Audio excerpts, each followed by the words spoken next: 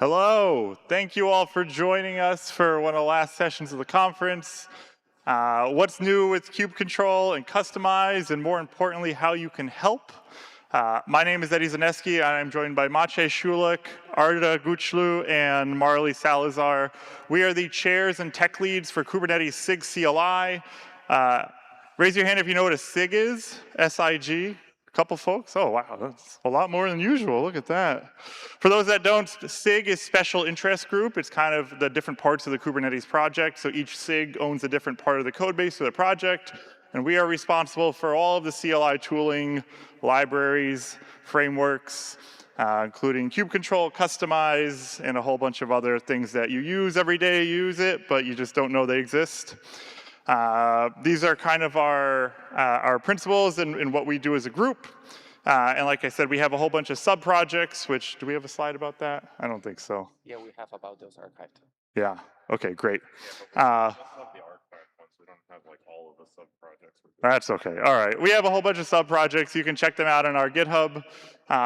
And with that, I think I pass to Marley. Okay.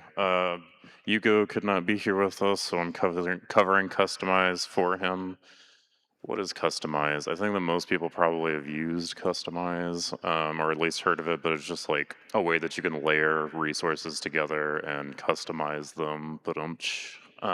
And yeah, so the latest version is 5.8.0. We are looking for a new logo because the logo that exists today that most people have seen is actually not a like open licensed logo. It comes from a website that hosts the docs for Kustomize. So with that being said, if you would like to donate a logo, if you like doing if graphic design is your passion, you can help us with that. Some major shout outs: fix propagating namespaces correctly to the Helm generator, and then also replacement values for, replacements value in the structured data. Anyone here use Kustomize? Yeah, that's good. Hugo, you can't see, but there is a lot of people that raised their hands.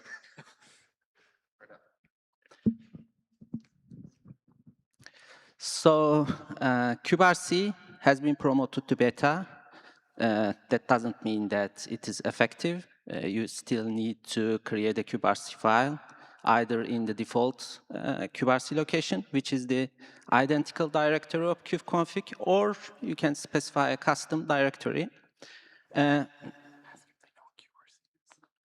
Kubectl is our solution to change the default values, default flags, values of flags, so that, for example, due to the backwards compatibility reasons, we cannot change the default behaviors like moving to server-side apply in kubectl apply, or highly requested feature interactive delete. Our solution is to Kubectl will be used to change the default behaviors without changing the original defaults.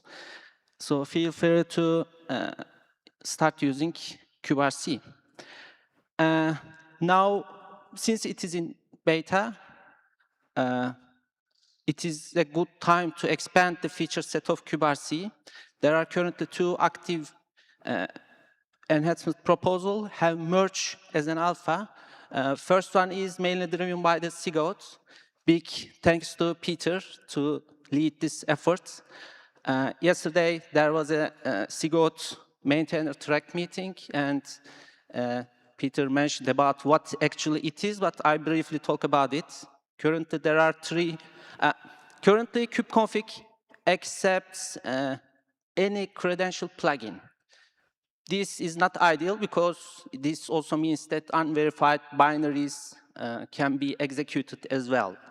So by using the credential plugin allow list, there are 3 options. First one is allow all, which is the identical equivalent of the default behavior, allowing any credential plugin execution. And deny all would be the safest option. That means if your cluster does not rely on any credential plugin, you can simply set the deny all, and you are sure that kubectl will reject any credential plugin execution. And the other one is allow list. You are sure that you have a set of binaries that you want to support, and the rest will be rejected by kubectl automatically. And the other one is commands, kubectl commands. Now, it is very tedious to generate kubectl file because every time even I have to go to kubectl blog post in Kubernetes website written by Maciej to get the correct structures, kubectl configuration file. So we decided that it is time to introduce kubectl commands for these operations. Kubectl view file will be used to view your kubectl configurations, but if it is not found, it will prompt user to create a kubectl file with a set of recommended values like server-side apply and interactive delete. Kubectl set is used to create and update kubectl file, and in the next release, it is likely that we will add a section, new section for credential plugin allow list too. Now, is anyone using kubectl yet? Oh, there's no hands other than us. So as Arda said, kubectl was our attempt to kind of, again, one of the oldest parts of the Kubernetes project is kubectl itself, right? The first thing you do when you build a Kubernetes is you have to build a client for users to interact with it. So we weren't able to make all sorts of breaking changes to behaviors that if we were to design today, we can't break those because it'll break someone's pipeline or something somewhere, right? So kubectl was our attempt to put a V2, without calling it a V2, of behaviors that we want as users. And one of those, the example, was interactive delete, right? Kubectl now has a -i flag that you can be prompted when you're deleting resources, so no more accidentally deleting every namespace in your cluster and bricking your cluster. And so that's what kubectl is designed for. So you can automatically have a -i tacked on every time you do delete. And so that's really what we're chasing for this. So there's other defaults that you want. You should check out the blog post that they wrote. It's great. But again, that is our attempt to bring kubectl into a more modern way that we want to use these tools. Okay, cool. Eddie or Marley was asking sooner about who uses Kustomize. Quick show of hands, how many folks are using Helm? Cool. So I'm pretty sure that either the Kustomize or Helm users run into problems about, oh, I'm customizing my YAML files. And now suddenly I have to carefully draft the templates such that after replacements, the indentation matters. And if you mess that indentation during the plating, the entire YAML is useless, and kubectl during application will fail. So that's one possible problem that we have with YAML. Has anyone heard about the Norway bug with YAML? Yeah, a handful of people. So roughly the idea is that Norway is shortened to NO. And sadly, it just so happens that NO also means no. And so YAML is smart enough to shortcut that and figure out, oh, you actually meant no, so I'm going to quickly convert no into Boolean, and I'm going to do false. And suddenly, instead of Norway, you have a false. And there's a bunch of other problems, comments being one of them, and multiple others that affected us and our users. And that's why we came up with this nice little thing that is called Kubernetes flavored YAML, short for KYAML. It was alpha in 134, so you had to have it environment variable to be able to use it. In 135, it'll be on by default. So if you do kubectl get OKYAM, so it's basically the same thing as you would request a YAM or JSON. We basically expanded that, and we added our own flavored version of YAML, which solves not all the problems with YAML, but the ones that we find the most affecting our users. And so if you look at the example that I have on the slides, it's like a mixture of YAML and JSON. But the most important part, it is still a valid YAML, which means it will work with any single tool that exists there that accepts YAML, including the Kubectl itself. So you can get that, read whatever you want, continue using your tools, but then again, feed Kubectl and it will be able to nicely work with the output. We're hoping that this will solve a lot of the use cases because we're not relying on the indentation anymore. Because we have explicit parentheses.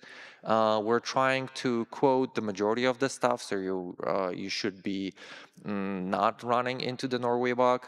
In similar problems, we're trying to also maintain comments to some level, but that's not always a possibility. So give it a try, provide the feedback. We are more than happy to hear from our users what are their experiences with the KYAML. And depending on what we will be hearing from y'all, you will be affecting what the future will help.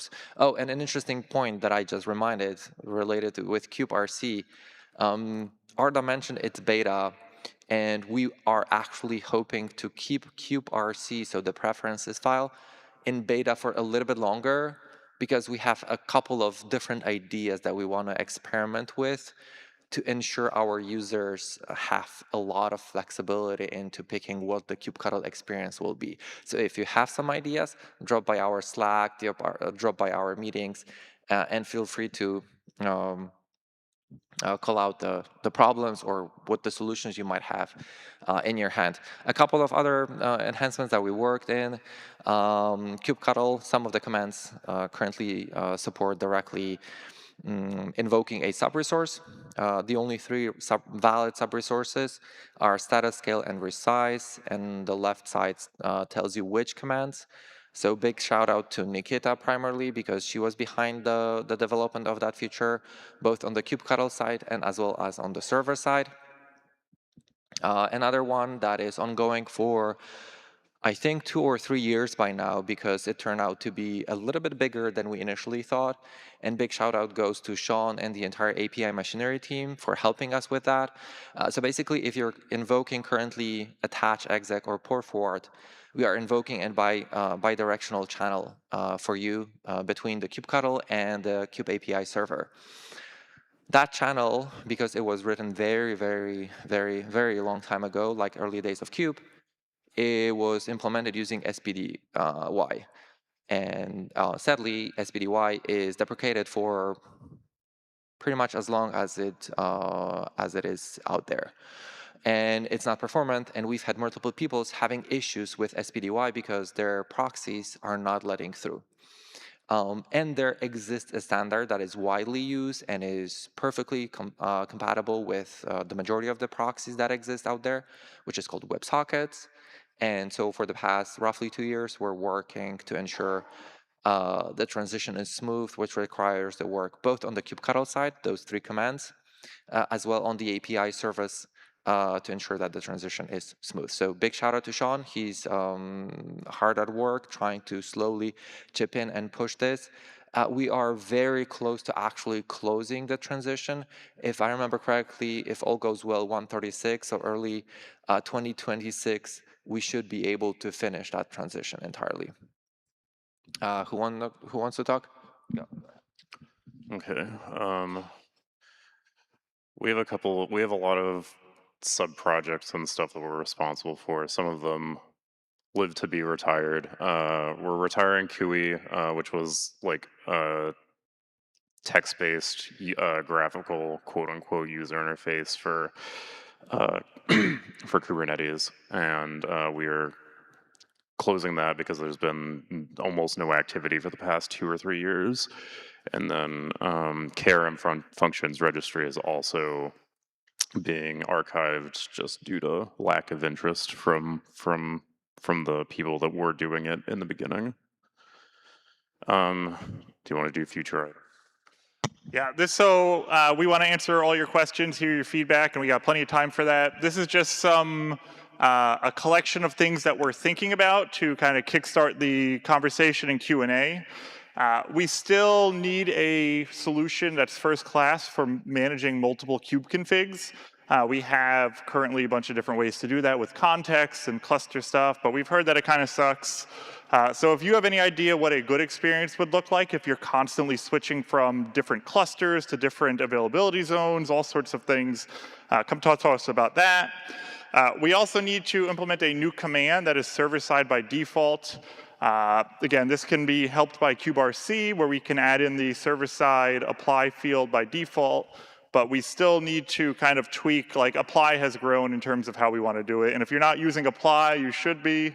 That's the only way to declaratively manage state in Kubernetes is by applying your state into your cluster. So use server-side apply, and we need to figure out a name for this. I think this is one of the age-old debates of how do we name things, but if you have great ideas for what we should call a server-side apply default, let us know.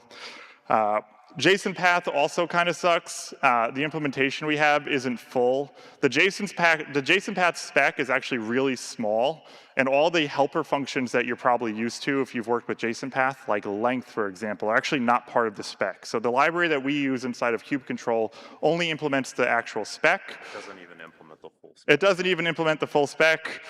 So if you're interested in this, or if you're a heavy JSON path user, we're looking to improve this. There's other parts of the project that have moved to using Cell. It's Google's configuration language, also open source project. Common Expression Language it stands for. So if that's of interest to you, come let us know. We also want to do a CRI native copy at some point. Right now, you have to have your tar binary present in the container or in the remote system. There's been a ton of CVEs throughout the years related to kubectl copy. We are terrified to touch the code and don't want anything to do with it. So we want to build a native API that lets you move files in and out of a container. We kind of need someone to champion this. It's going to touch a bunch of parts of the project, so let us know if you're interested. And then last but not least, no more flags. I know we're a CLI tool, but we basically have every single letter of the alphabet as a flag at this point. We're trying to find ways to condense this. We have to tell people no all the time that come by, would love to have another shorthand to do their -- my long flag name. But if you've ever done kubectl -- help and looked at the output, you will understand why we don't want to add more flags. So we're looking for ways to make that a lot better. So yeah, does anybody have any questions? This is where you can find us. Oh yeah, right. If you're in the Kubernetes Slack, we have the SIG CLI channel. In the description for the SIG CLI channel is a link to a README about when all of our meetings are with the associated Zoom links, and then of course you can sign up for the mailing list and everything. Yeah. One more thing, wait. If you scan this QR code, make sure you say that we did a good job so they let maintainers keep doing this session. Thank you. That's my little plug. Yeah, I wanted to call out that if you're interested in SIG CLI and you have a particular bug, the bug scrub that is happening once a month, interchangeably with our monthly, bi-weekly meeting, I listed out what time, depending on where you are in the world, more or less. If you're interested in contributing, or you want to start, or you have your particular bug that you would like to see be looked at, this is the place that you want to be there. We're basically just going through issues, talking with people who are interested in helping us. We will guide them. We will help match them with a particular contributor that will help them resolve a particular problem. Or eventually, we can discuss about whether it makes sense or hell no, we're not going to do it. But you're going to get an honest answer. So if anyone has any questions, there's a mic in the middle. We're more than happy to answer all the hard questions except for Kustomize, because Yuki is not with us. For the KYAML, is there any library support? So if other client CLIs are trying to parse, there's like the YAML.json or YAML decoder. Is there something like JSON or YAML or KYAML decoder? How does that work? Currently, the KYAML printer is part of the CLI runtime, which is one of the libraries that we maintain. So if you have your CLI tool or CLI plugin and you're relying on the libraries that we provide, that output is already there. And if I remember correctly, it's the kyam decoder is part of the Kate's 6 Kate's IO kyam YAM library. So we will be providing that there, and if you're just interested in the decoder, that's where you're gonna find it. So it's available as a library that you can consume and eventually do whatever you want with it. But yes, it will be worked on over the next couple of further months for whatever feedback we're gonna get from the users. And yeah. Thanks. And then for the port forward support, is the existing Speedy implementation going to stay as a backward compatible thing, or is that going to be switched out on the server? I'm guessing that we will probably leave it for extended period of time. We don't have a particular timeline in our heads for turning it off. And then when it comes to backwards compatibility, we're very cautious. So I'm guessing that it's very likely that we will keep it there until something bad happens, i.e. CVE type of a thing, that we won't be able to patch it or ensure the security, at which point in time we will basically say, well, we'll have to turn it off. But ideally, we will be trying to ensure that the Speedy is there. Kubectl, in a similar fashion, it will probably maintain both in parallel. We will always try to pick the WebSocket and only fall back to the Speedy, and that will probably exist there for extended period of time before we will be able to turn it off, or eventually when we will be able to say that, oh yeah, we have like entire world switched over to WebSocket, then there will be cutoff date, but I would say probably that'll be 10 plus more releases before we will be able to do so. Yeah, and the thing with Speedy also to remember is I think Speedy was deprecated before we implemented it, but there was no replacement, right? Like Quick didn't exist yet. And so it is actually posing challenges where we can't enable FIPS mandatory mode, for example, throughout Kubernetes because Speedy relies on SHA-1, which is not an approved FIPS algorithm, right? So there's all sorts of little things that are kind of, we're clinging on to because we don't want to break compatibility, but they are holding back progress on other things. So is Speedy something you all actively depend on, or? Just thinking about libraries that are already out there that are using the existing support. Totally, yeah. Great feedback, though. Thank Thanks. you. Any other questions? Tomatoes to throw? I'm not sure if you were kidding about the customized questions. You can ask, but Is there- our main customized person is not here. I understand. My main thing is about customized documentation. It's in a wildly bad state. Is there any projects? Or I know there is an open issue. I tried contributing. My issue got closed without any responses. My PR got closed without any responses. I was just wondering, is there any? I'm what's- glad you asked. My answer will be the standard answer you're going to hear from any maintainer. We are more than happy to accept PRs, is one answer. The second answer is more detailed. It turned out that we own certain domains that we were not aware that we own. And I'm trying to clean it up post-KubeCon. It turns out that the Kubernetes project owns both Kustomize IO and Kubectl IO. And we learned that recently. So we were trying to clean that. But along that, we would like to also move all of the documentation that we have for both Kustomize and Kubectl into proper places. Kubectl there is this Kubectl book that is maintained on the side, but it's not actually maintained. It was written a couple years back, and it's just lying there. We would like to see someone interested in help to go through those docs, see what is missing in the main Kubernetes docs, and migrate all of the Kubectl docs into the main Kubernetes side, along with all of the Kubernetes docs, so that we have a single place.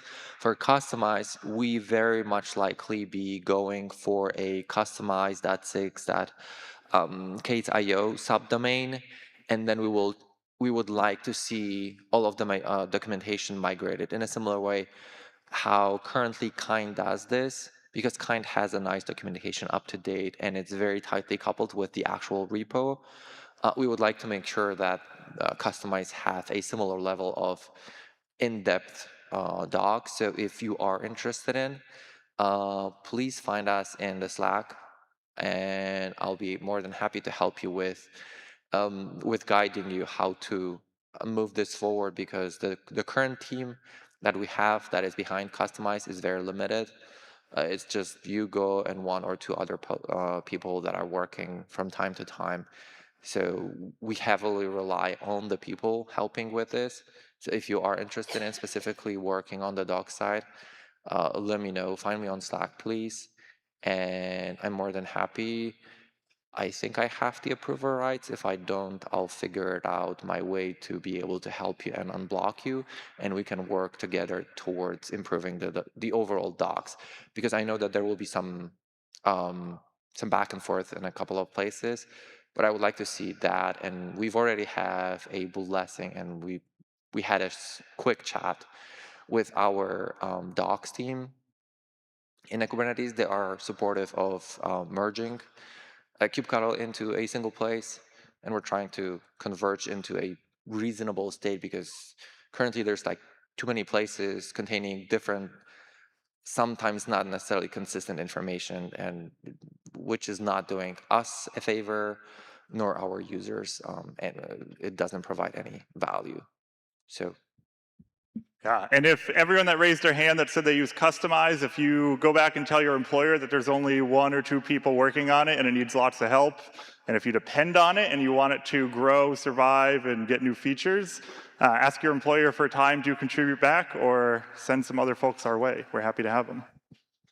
Yeah, just to follow up and just to be clear, going forward, we want Kustomize, or the SIG CLI believes Kustomize is a sub part of kubectl, kind of, because like the new command is kubectl Kustomize and all the other commands. Is that the goal here? So we have an embedded version. We've embedded Kustomize inside of kubectl. We had multiple discussions about the future of it. At one point in time, we were actually considering dropping the Kustomize from kubectl. But after discussions with the SIG architecture, we've decided that it's been out there for so long that we cannot risk breaking our users. So we will continue supporting it. But the general direction will be that the standalone Kustomize will always be much more feature-rich than the built-in one. The built-in one will only rely and will only allow the core functionality, but all the plugin related functionality that is possible in the standalone Kustomize, that will very likely not be possible with the built-in. So it's there. It will have the core functionality, but it will not be as feature-rich as the standalone Kustomize. So if you rely on that one, and also the standalone binary does not abide by the Kubernetes release process. So the Kustomize is released more frequently whenever our maintainers feel like there's a time to release one, which can be as frequently as once a month. Whereas Kubectl will be released with the main Kubernetes, which means there will be only 3 releases per year. So if you rely on newer features, I would always encourage people to use the standalone Kustomize and do not rely on the built-in one. Yeah, and that's one of those decisions that if we could make today, we would do differently. So. Thank you.